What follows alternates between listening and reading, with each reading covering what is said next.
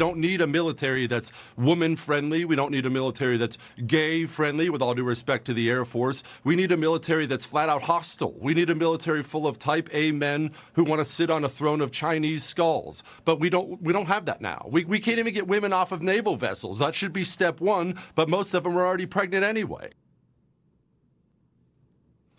Forgot how mad the Chinese got mad at me about that. They were furious. Joining me now, one of those men. By the grace of God, they still exist. Joe Kent, Green Beret, combat veteran, former congressional candidate, and hopefully, I believe, running again. Joe, you're running again in Washington, right? I am, Jesse. We're back in the fight. Yes, my man. Joe Kent is running for Congress again, one of the few people I 100% support in this country. All right, Joe, so let's set aside some stupid take I did on Tucker Carlson.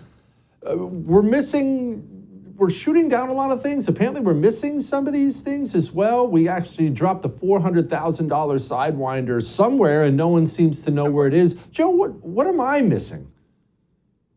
You know, look, I mean, the Biden administration just doesn't take our security seriously. We knew that before they opened up the border for an invasion. And then this nonsense with Chinese spy balloons, Chinese spy craft, they won't give us any straight answers. And look, I think initially they were caught off guard. They hadn't seen these things before. They had left that entire northern frontier wide open, and they're backpedaling right now. And really, they know that the mainstream media is just going to help them cover up their incompetence and really just their negligence. Joe, it seems like we're watching everything crumble around us. It goes way beyond, military stuff, but let's focus on that there. It doesn't feel like we have the same proficiency we've always known as Americans. It's been that way my whole life, always the biggest, always the best, always on point. It feels a little rotting now, but you're the one with the experience, is it?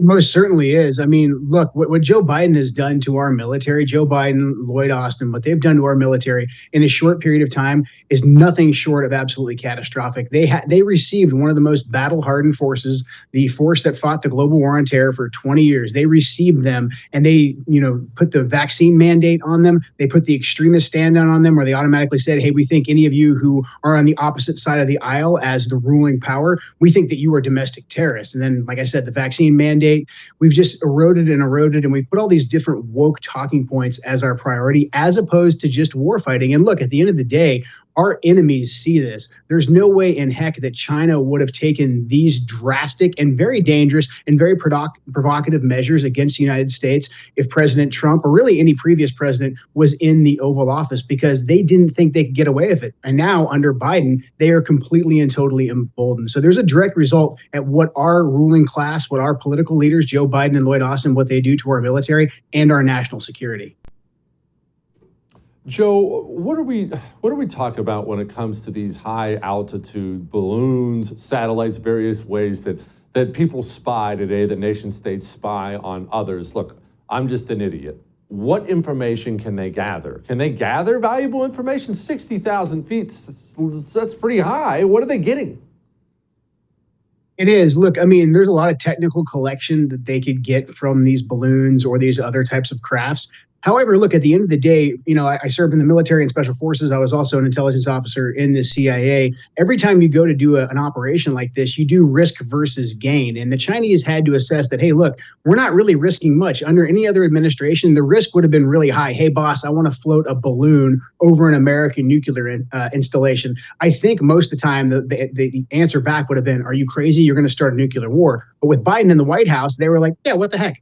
Let's give it a whirl. I personally think that the Chinese could have collected sensitive information from their satellites or from all of the different operatives they have deployed on the ground here in the United States, buying up farmland by these nuclear installations. I think that this was meant to send a message that they control the time and place in which they can attack us. And that also, look, at the end of the day, they have our ruling class, especially the Biden crime family, they have them at their behest.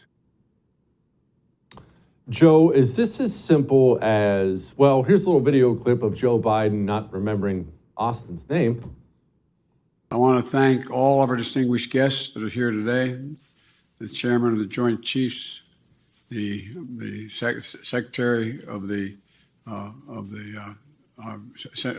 Secretary Austin, the Secretary of State, and the Secretary of the military behind me. Joe, is this as simple as a commander-in-chief problem? We have a dementia-riddled old man who can't speak, can't remember anybody's name, and that's the reason this is rotting, or is the rot deeper?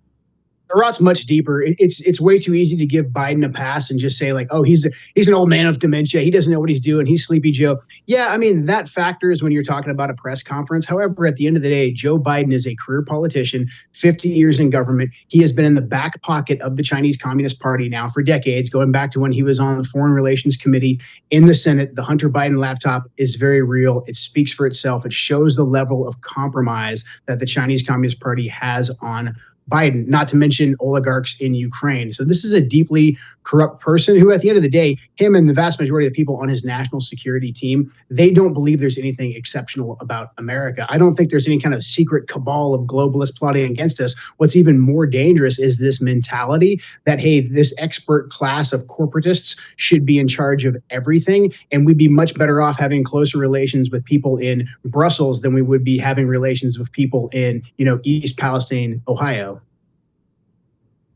Joe, what are you hearing from the hardcore types who are still in? Because there are many, many great men and women still in the United States military. They want the right things. They're there for the right reasons. But if your emails look anything like my emails, they're not going to be in very much longer. Jesse, I'm getting out. Jesse, I'm getting out. Jesse, I'm getting out. Now my son's not joining. Jesse, I'm hearing a lot of this. Are you hearing this?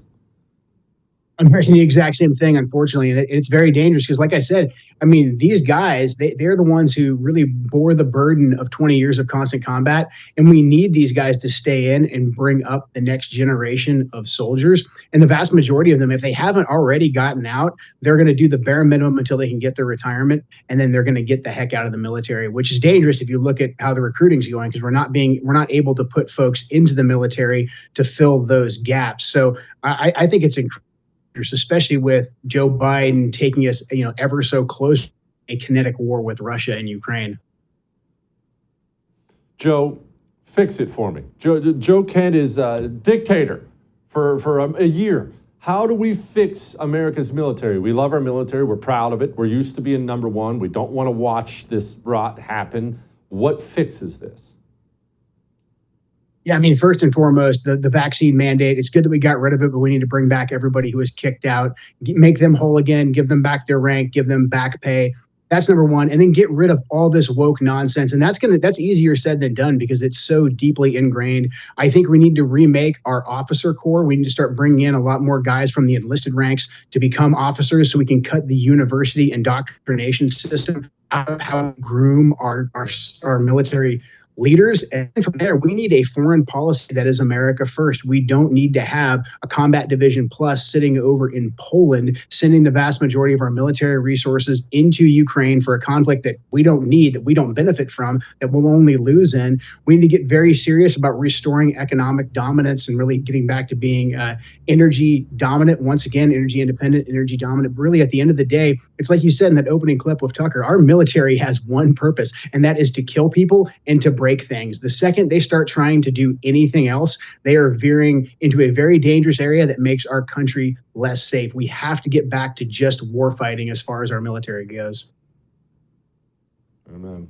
Joe Kent, I appreciate you, brother.